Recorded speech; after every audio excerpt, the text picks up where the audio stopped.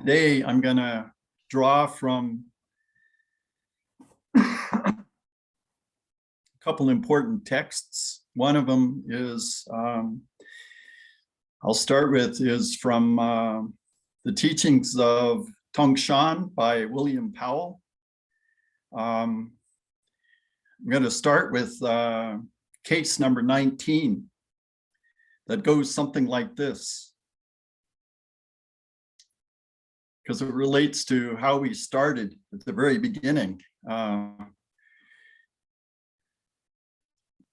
master Tongshan went to Qingchao to pay respect to the old monk, Xing Ping. And Xing Ping said, "You shouldn't honor an old dotard."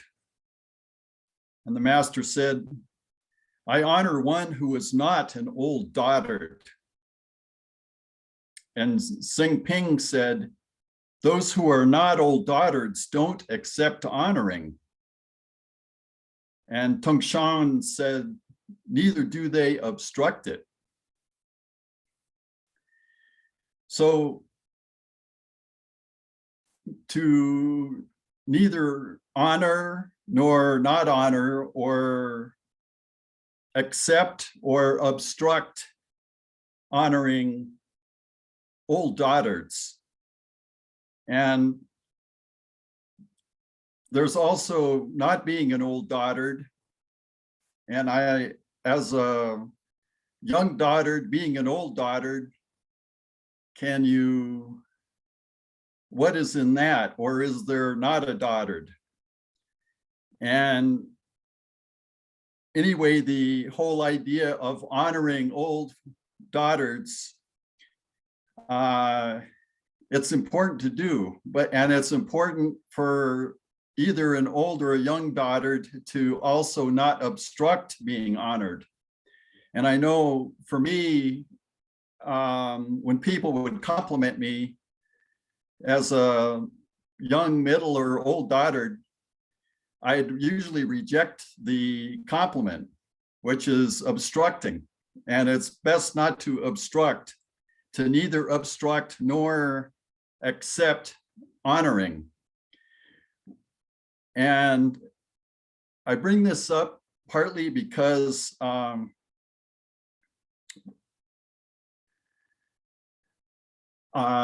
one of us here mentioned that in leaving early to not be offended. And to be offended is to, in a way, obstruct or accept. And it's best not to either be offended or not be offended in what we hear.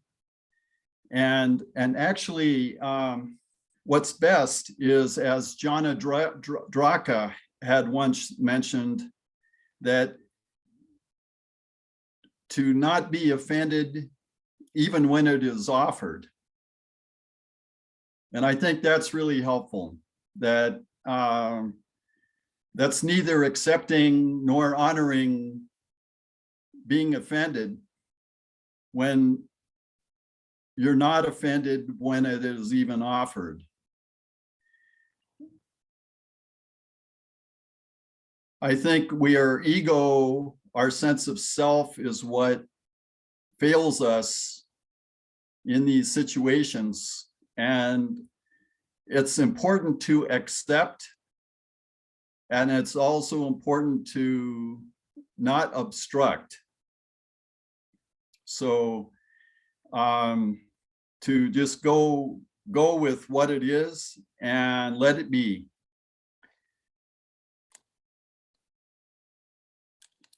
The second case I want to touch on is case from the teachings of Tongshan, is number 26, where Tongshan visited head monk Chu, who said, how amazing the realm of the Buddhas and the realm of the path, how unimaginable. And accordingly, Tongshan said, I don't inquire about the realm of the Buddha. Kind of person is he who talks thus about the realm of Buddha and the realm of the path. When after a long time, Chu had not responded, the master said, why don't you answer more quickly? And Chu said, such aggressiveness will not do.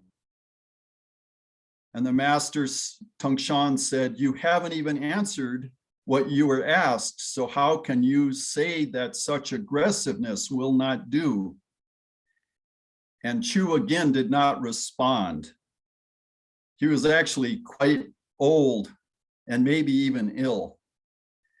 But anyway, Tongshan went on to say, the Buddha and the path are both nothing more than names.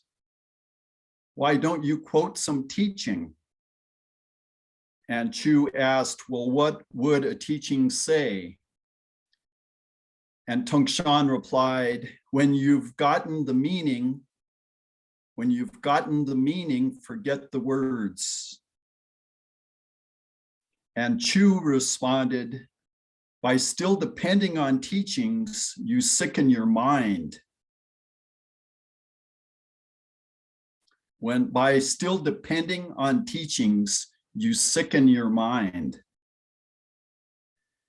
And it was the next day, Chu passed away. And because of the many questions that Tongshan had asked, he became known as the one who questions head monks to death. So what is it still depending on teachings can sicken your mind? And I want to transition here to talk about some teachings that the Buddha gave us, that if how to hold on to them or not hold on to these teachings and yet make them part of the integral part of our lives. Because these are four essential teachings known as the 4 Dharma Seals.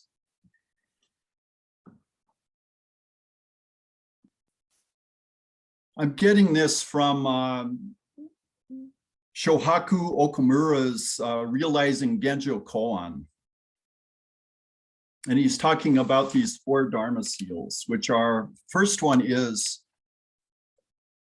everything in life contains suffering.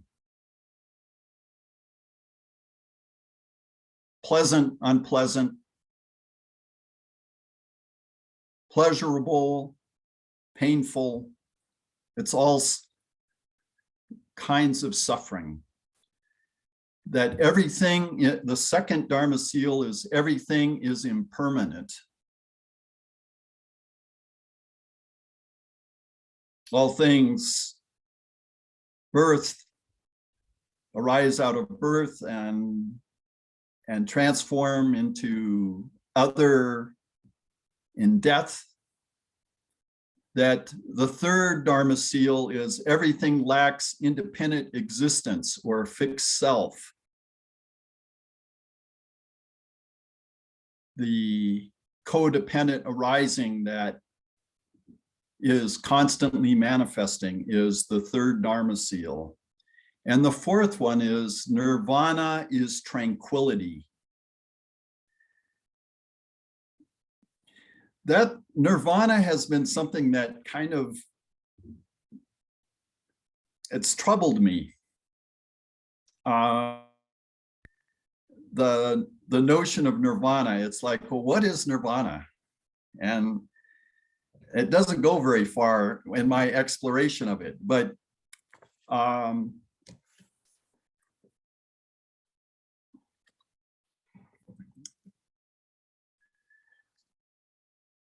what Okumura writes about with Nirvana that to me is really helpful is this is his definition of Nirvana. Nirvana is the way of life that is based on awakening to the reality of impermanence and lack of independent existence. It's the way of life based on awakening to the reality of impermanence and the lack of independent existence. It is not a special stage of practice, nor is it a certain condition of mind. It is simply the way to live one's life in accordance with reality.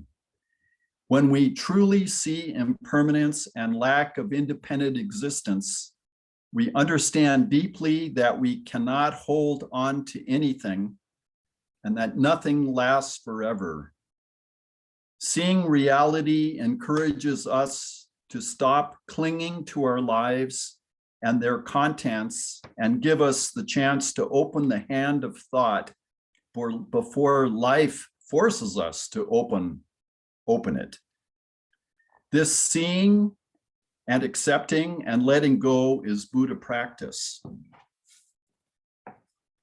So there is samsara, the suffering, and there is nirvana, this tranquility, this ultimate tranquility, which occur simultaneously. And in the midst of samsara, while we are paying attention to our existence and we're aware of the impermanence of what is underway, whether we're sitting and watching our breath and the impermanence of each breath and this body, as well as the lack of independent existence, that how the air makes our body and the earth supports our whole body. When we simultaneously are aware of impermanence of all things and this codependent arising of what's going on with the conditions before us, that gives us nirvana. That gives us a fundamental tranquility that we can rest in. To see impermanence and lack of independent existence moment after moment, we can see that clinging is unnecessary.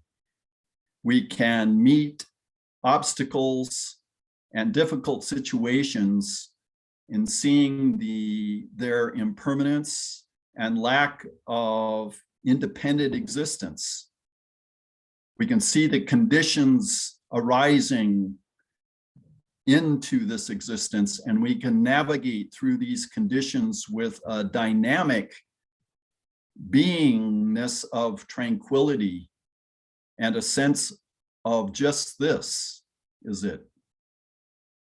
With our whole body and mind being with the clear knowing of impermanence, of this breath, of this body, of this moment's thoughts and concerns, this moment's sensations, and then also seeing the linkage and the beginningless connections of what is before us. This brings us a serenity, a tranquility to meet our life moment after moment. And I think it's nirvana, the practice, this practice that we have, this nirvana is not a necessarily quiet state. It is actually a dynamic tranquility of awakening to the impermanence and lack of independent self in all things simultaneously, moment after moment.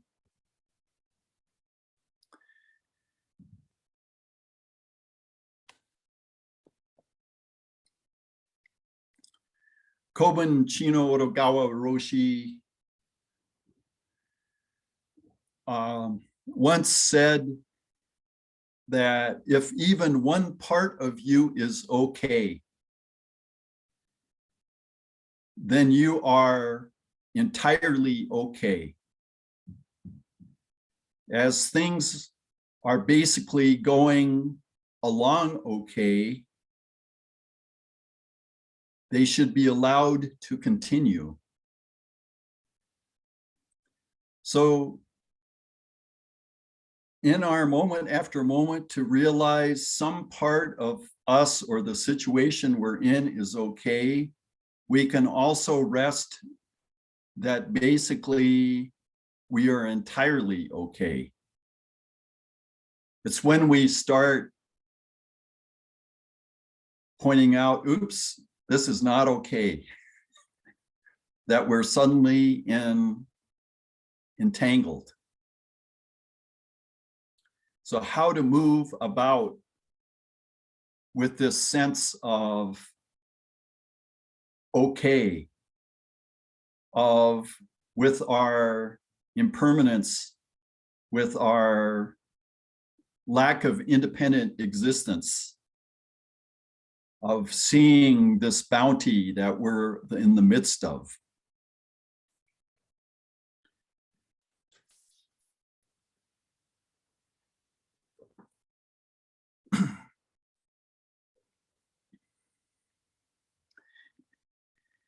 In the morning, when we anticipate our first cup of tea or first cup of coffee, we're even anticipating the smell and the taste and the touch, the warm touch of the cup, and even anticipating the warm sensation of our throat and the sensation that we feel after consuming the tea or coffee. And that desire in the anticipation, there is desire in that anticipation that involves our 6 consciousnesses. And it also involves the 5 skandhas, the 5 aspects of being: form, feeling, sensation, thought formation, and consciousness. And after drinking the tea, after drinking the coffee, we suddenly turn our attention away from that anticipation and that experience, and we're on to the next one. And this is the endless cycle of suffering that we are in the midst of. Jumping from one desire, transitioning through it, and moving to the next one that in a way marks our day and what we need to get done. And in the midst of this pleasure and this suffering, in the moment when it happens, how momentary is it? Kobun once told a student that the experience of pain, say the pain in the knees, that when we experience that pain, the pain is already, that sensation is already past. That pain that we feel in that moment, we say, oh, I'm feeling pain, and we're looking at a pain that has already passed, and we're in the midst of maybe new pain or the continuing of that sensation, but our reaction to it is of something that happened a moment ago. And this agitation forms around that, worrying about this experience that just a split second ago has passed, and yet we're experiencing this pain. And in this, in the midst of whatever pain we're in, to see it as it is, to accept it as it is, to honor it and not obstruct it as it is embracing all of it and seeing its impermanence and seeing its interdependence with all things. With everything, understanding everything is impermanent, the second Dharma seal, birth becomes death, pure becomes impure. Maybe impure also becomes pure as we're working on something. Large becomes small, and small comes back together to form large. And there is no thought, there's no sensation, no object that has permanence. The third Dharma seal, that everything lacks independent existence. We understand that when we also look at the 12 links of interdependent co-arising. And finally, the fourth Dharma seal, that Nirvana is tranquility. There is samsara and there is Nirvana. Is it that they are independent? Is one a state to avoid and one a state to achieve? Words and their meaning sometimes are illuminating. However, the word nirvana has not really pointed to anything useful to me all these years. It's kind of a nebulous word, but this, of course, Nirvana is also the name of a famous rock band.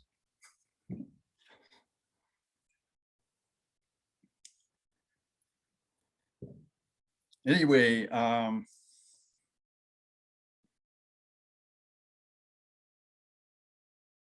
with our whole body to simultaneously be aware of the impermanence of what we are in the process of, and the linked conditioning to this existence with all things simultaneously brings us serenity and tranquility. So I hope that the practice, this essential practice of awakening to impermanence and codependent arising simultaneously is helpful to meet our day, our life, moment after moment. I'm going to close with a poem from Farid Attar, who lived about the time of Dogen, a little bit before Dogen, in the Middle East. And it's from the Conference of the Birds. And a bird asked the question to the hoopoe about audacity. The bird said, "Is audacity allowed before such majesty? One needs audacity to conquer fear, but is it right in his exalted sphere?" And the hoopoe answers him, saying, "Those who are worthy reach a subtle understanding more none can reach and none can teach.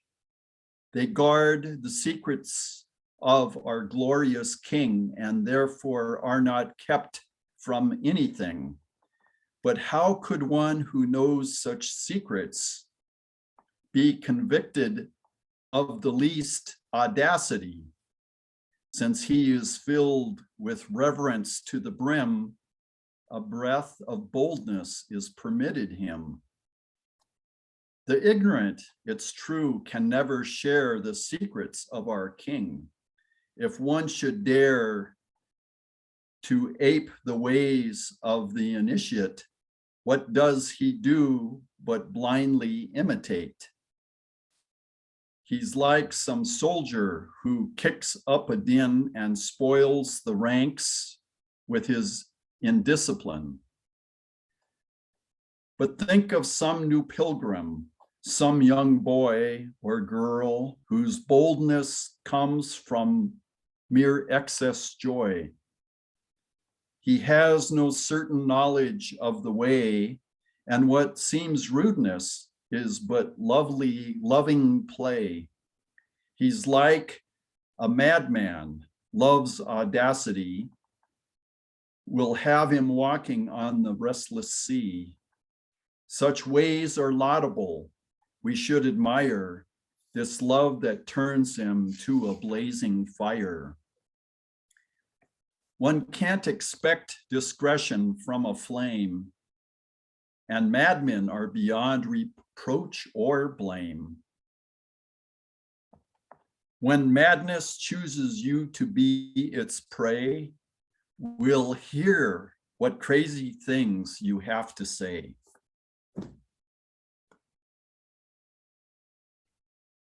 Thank you.